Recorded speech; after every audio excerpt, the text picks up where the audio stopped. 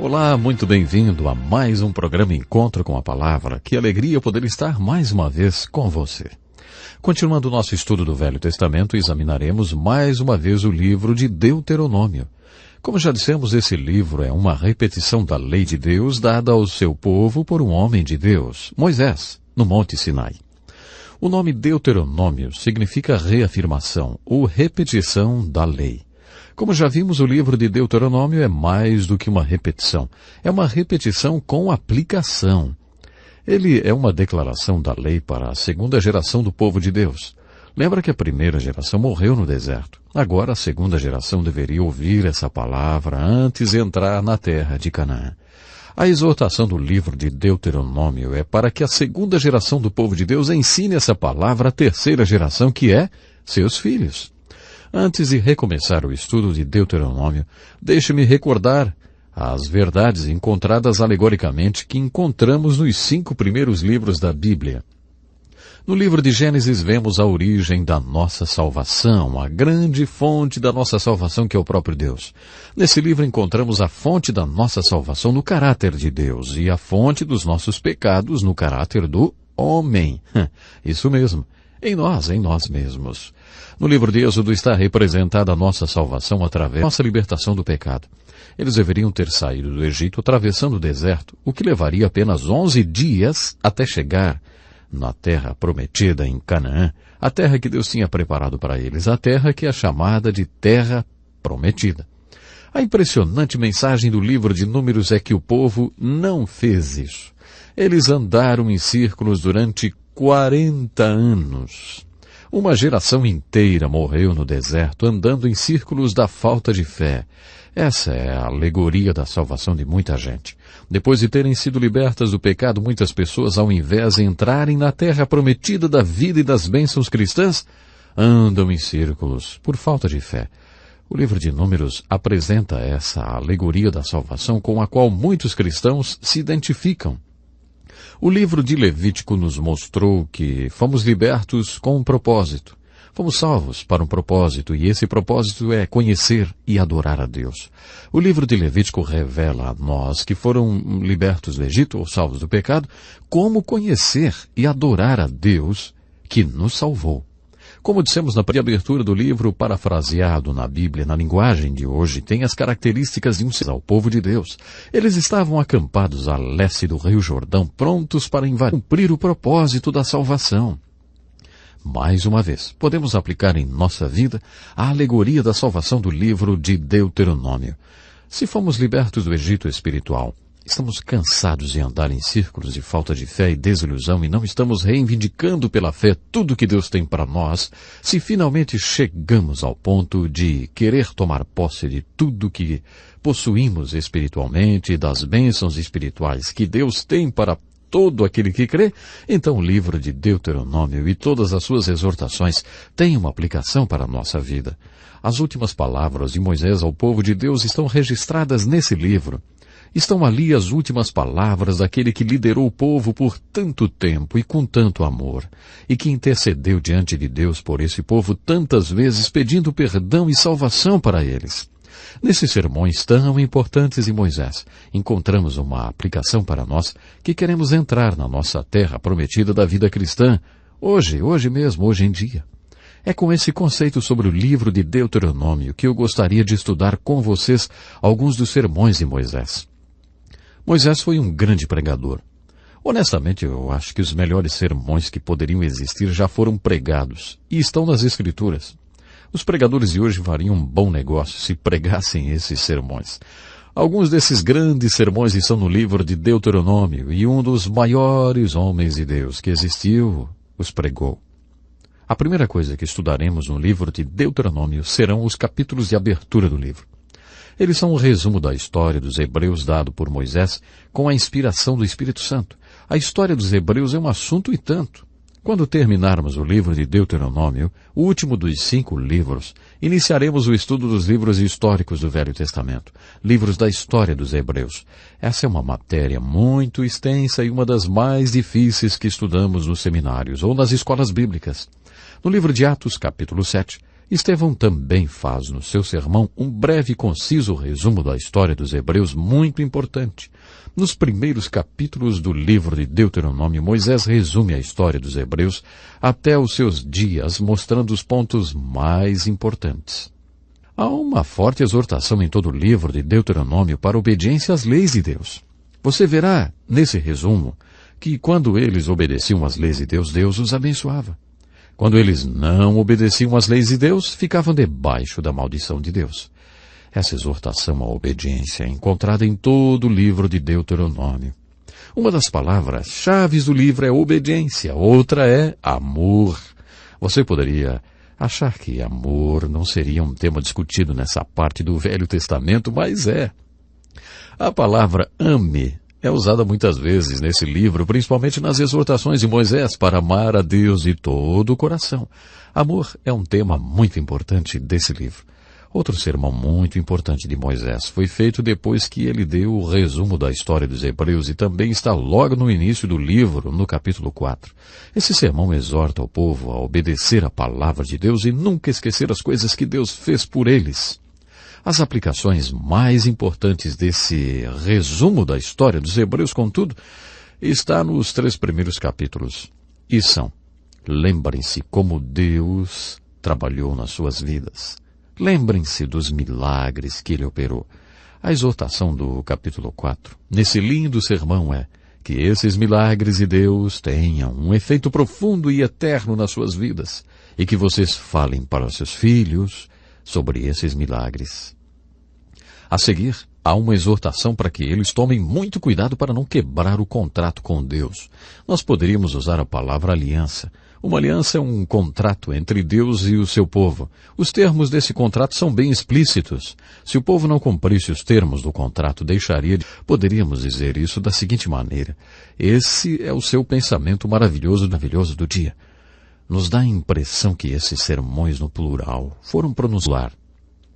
O capítulo 5 de Deuteronômio também é muito importante. Ele é uma repetição dos 10 mandamentos. O livro é isso mesmo, uma repetição, uma reafirmação da lei.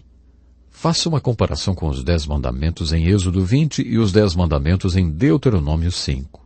Você observará algumas aplicações em Deuteronômio, para que eles tenham o coração voltado para mim e que desejem obedecer aos meus mandamentos. Então tudo irá bem com eles e com seus filhos e todas as gerações. Essa é uma exortação muito importante que Moisés fez ao povo em Deuteronômio. Vocês devem obedecer todos os mandamentos do Senhor seu Deus. E aí vocês terão vida longa e próspera. Essa é a grande para as bênçãos de Deus, a obediência. O capítulo 6 é conhecido pelos rabinos hebreus. Shema em hebraico quer dizer ouvir. E é assim que eles denominam esse importante sermão de Moisés. Essa importante exortação inicia-se com as palavras: ouve, ó Israel. Ele é considerado pelos rabinos como o sermão mais importante que Moisés escreveu. Observamos que o propósito de Moisés era exortar a segunda geração do povo de Deus e passar para a terceira e para seus filhos os valores da palavra de Deus. Isso está bem explícito. Vimos isso em detalhes em nosso estudo anterior. Descobrimos nesse sermão de Moisés a base para a educação cristã dos nossos filhos. Ele constitui-se em um método de educação baseado na revelação, na palavra de Deus. Vimos isso no estudo anterior também. Esse método está baseado no fato de que a responsabilidade pela educação dos filhos foi dada por Deus aos pais e também está baseado no fato de que, para ensiná-los, os pais devem ter um relacionamento com seus filhos. O que os filhos mais precisam é de um exemplo. Você precisa dar exemplo. O propósito desse método educacional é produzir adultos que vão amar a Deus e obedecer a Deus para sempre. Você jamais produzirá adultos desse tipo em sua casa se você não for para seus filhos um exemplo daquilo que você ensina. O exemplo, não esqueça, é uma grande mensagem. Isso é um ponto muito importante do método de educação. Há ainda outra revelação nesse texto. Refere-se ao sermão do capítulo 8, versículos 1 a 14, sobre a palavra de Deus e sobre como nós a aprendemos. tereis muito cuidado em cumprir todos os mandamentos que hoje vos ordeno. Essa frase será repetida várias vezes nesse livro. Observe a exortação feita em relação à palavra de Deus. Lembrar-te-ás de todo o caminho pelo qual o Senhor teu Deus te guiou no deserto esses 40 anos para te humilhar e te provar, para saber o que estava acontecendo no teu coração, se guardarias ou não os seus mandamentos. Ele te afligiu e te deixou ter fome, depois te sustentou com o maná, que não conhecias, e que os teus pais também não conheceram, para te dar a entender que não só de pão vive o homem, mas de tudo que sai da boca do Senhor. O texto continua dizendo outras coisas. Guarda-te de não te esqueceres do Senhor teu Deus, não cumprindo os seus mandamentos, os seus juízos e os seus estatutos que hoje te ordeno, para não suceder que depois de se multiplicarem as tuas vacas e as tuas ovelhas, e aumentar a prata e o ouro e tudo quanto tens, se ensoberbeça o teu coração e te esqueças do Senhor teu Deus que te tirou da terra do Egito, da casa da servidão. Sabe, o sermão do capítulo 8 de Deuteronômio, dos versículos 1 ao 14, diz, em primeiro lugar, qual é a tua palavra, porque ele quer que saibamos como viver. Deus não é um tipo sádico que fica sentado em seu trono criando regras para fazerem felizes. Toda palavra e toda a lei de Deus nasceram do seu amor pelo homem e do seu interesse em nos ver bem. É isso que estava no coração de Deus quando Ele nos deu a palavra. Deus sabe o que é a vida, para que tenham vida e a tenham em abundância, tenham muita vida. Como você consegue essa vida abundante? Ora, se você não quer mais ser enganado nem perder mais nenhuma bênção, as Escrituras dizem que você deve se aproximar da palavra de Deus e obedecer cada palavra que Ele ordenou. Então você conhecerá a verdadeira entender a palavra de Deus, poderá estudá-la de várias maneiras. A primeira maneira de estudar a palavra de Deus é fazer o que você está fazendo agora. Você também pode ir para uma escola bíblica ou para um seminário e inclusive se formar nessa área. Você estudará a palavra de Deus. Mas de acordo com a revelação de Deuteronômio capítulo 8, essa não é a única maneira de se estudar a palavra de Deus. Na verdade, essa não é a maneira mais adequada. Se a palavra de Deus tem a ver com vida, então outra maneira de estudá-la é estudando a vida. Creio que a palavra de Deus nos dá a compreensão da vida e que a vida nos dá a compreensão da palavra de Deus. Portanto, quanto mais você conhecer a palavra de Deus, mais conhecerá a vida. E quanto mais você conhecer a vida, mais conhecerá a palavra de Deus.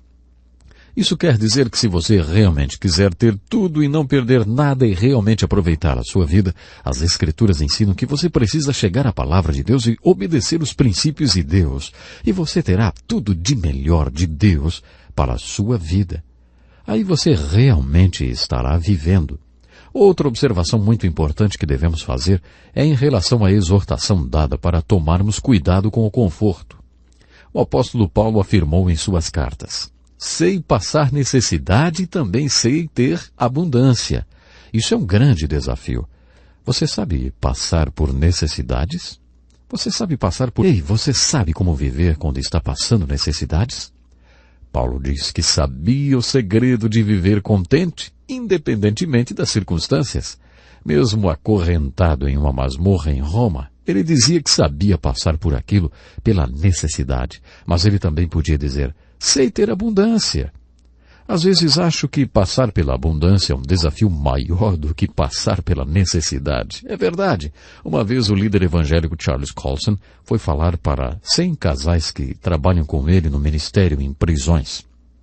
Durante um retiro anual ele falou: orem por mim porque estou começando a ter abundância no mundo espiritual. Estamos atingindo o ponto de abundância em nosso ministério. Somos elogiados e as pessoas estão começando a responder à visão que Deus nos deu. Agora, elas me aplaudem de pé. E ele continuou: sabe, da última vez eu não soube ter abundância e agora eu estou assustado. Temo não saber passar pela abundância. Orem por mim, para que Deus me conserve humilde e para que eu saiba passar pela abundância. Charles Colson foi sincero. Você nunca achou que ter abundância poderia ser um problema, não é? Bom, esse tema faz parte da exortação sobre a palavra de Deus. Moisés disse ao povo: como vocês aprenderam a palavra de Deus? Foi durante as dificuldades da provação, quando vocês estavam comendo o banquete de consequências resultantes da desobediência à palavra de Deus.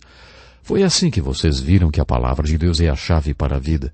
Agora, Moisés continuou, quando as dificuldades acabarem, nunca se esqueçam do que vocês aprenderam quando estavam passando pela provação. Quando vocês estiverem em abundância, não se esqueçam que é tempo de vigiar. Aquele, pois, que pensa estar em pé, cuide, para que não caia. Kenneth Scott Latourette, historiador da igreja, fez uma observação interessante. Se a Igreja de Jesus Cristo fizer sua obra e evangelizar o mundo de hoje nesses tempos de prosperidade em que vivemos, será a primeira vez na história que isso acontecerá. O povo de Deus não faz sua obra quando está próspero ou vivendo bem. A tendência é que eles se tornem apáticos e apóstatas quando estão prósperos. Parece que o povo de Deus só faz a obra quando passa por dificuldades. A igreja nasceu no meio da hostilidade do Império Romano. Nos 3 primeiros séculos da igreja houve 3 grandes ondas de perseguição. Mas a igreja nunca foi tão fértil, nem tão forte e nem tão viva como naquele tempo de perseguição. Acho que precisamos nos lembrar disso e também do desafio que Moisés e Paulo lançaram de sabermos passar tanto pela abundância como pela necessidade. E quando você estiver passando pela abundância, não se esqueça de Deus. Observe quantas vezes os profetas e apóstolos disseram: lembre-se, nunca se esqueça de Deus quando tiver abundância. Pois esse sermão que acabamos de ver segue-se outro sermão sobre a graça de Deus. Moisés disse ao povo: quando o Senhor fizer vocês entrarem na terra prometida e vocês tiverem conquistado o inimigo, quando o Senhor fizer isso por vocês, não digam para vocês mesmos que o Senhor fez isso porque vocês são bons. Não, Moisés continuou, não é porque vocês são bons, mas é por causa da impiedade das outras nações que ele está fazendo isso. Não é porque vocês são um povo bom e justo. Vou dizer mais, por causa da promessa que fez aos seus antes de Abraão, Isaque e Jacó. Vou dizer outra vez. E essa era a 4ª vez. Acho que ele queria ter certeza que o povo tinha entendido. Jeová, seu Deus, não está dando essa terra boa porque vocês são bons. Porque, na verdade, vocês não são bons. Vocês são um povo ímpio e teimoso. Vocês não acham sutil? É, sutil a maneira como ele coloca isso. Nas Escrituras há um conceito muito bonito, o da graça de Deus. Graça de Deus significa um favor ou bênção de Deus, mesmo que se apresente na força e no poder de Deus. Não me importa de que forma a graça de Deus é apresentada, é o favor e a bênção de Deus que vem sobre nós. Não porque somos bons ou por causa do nosso mérito, ou por causa do que conquistamos. Jamais podemos nos esquecer disso. Quando pensamos que já aprendemos tudo, percebemos que ainda falta aprender mais. Portanto, graça é um favor imerecido de Deus. Nós não merecíamos esse favor. Mas Deus teve graça e tem graça. Uma vez, em um sábado à noite, perdi a paciência totalmente. Eu era pastor de uma igreja grande. Um dos meus filhos já deveria ter chegado e já eram 2 da manhã. Eu tive que sair atrás dele para buscá-lo. Fiquei muito bravo e perdi totalmente a paciência. Você não acha que isso acontece com pastores, não é? Pois é. Mas aconteceu comigo às 2 da manhã. Algumas horas mais tarde, às 11 da manhã, eu estava em frente a uma grande congregação. Sentei no púlpito e falei para Deus: sinto muito por tudo isso que aconteceu, Senhor. Mas hoje o Senhor não vai poder operar através da minha vida. Hoje o Senhor não vai poder fazer nada comigo. Eu estraguei tudo e por isso o Senhor não vai operar. Bom, o texto bíblico daquela manhã foi especialmente importante para mim. Era o texto em que Jesus ensinou a parábola do fariseu e do publicano. Eu nunca tinha percebido que ele tinha ensinado a parábola para aqueles que se achavam justos. Nunca tinha observado isso antes. Enquanto eu li aquele texto de maneira responsiva com a igreja, foi como o Senhor estivesse me falando: você confia em sua própria justiça. Por isso acha que na semana passada e na anterior eu podia operar, porque você tinha a paciência e tal. Acha que eu não posso trabalhar, não é? É, pastor, você não entende nada da minha graça. Era isso que Deus estava falando para mim. Então eu continuei e preguei do mesmo jeito. Eu quase não podia acreditar. A unção do Espírito Santo foi derramada poderosamente naquele dia. Talvez você ainda não tenha aprendido isso. Esse trecho diz: não é porque você é bom, mas porque Deus é bom. Ele ama e abençoa você. Ele é um Deus que possui graça. É isso que significa a palavra graça. E é essa a incrível exortação do capítulo 9 de Deuteronômio. Agora que você compreendeu esse conceito de graça, procure observá-lo em toda a Escritura, porque a sua salvação é explicada no Novo Testamento baseada nesse conceito. No conceito da graça. E é muito importante você pensar seriamente sobre isso. A graça de Deus tem tido espaço para atuar na sua vida constantemente? Bom, chegamos ao final do nosso programa. O tempo hoje já se foi. Programe-se para estar conosco na próxima oportunidade, quando vamos imensa graça. Até o próximo programa. Este é um estudo escrito pelo Dr. Dick Woodward, na voz do pastor Edson Bruno. Até o nosso próximo encontro com a palavra.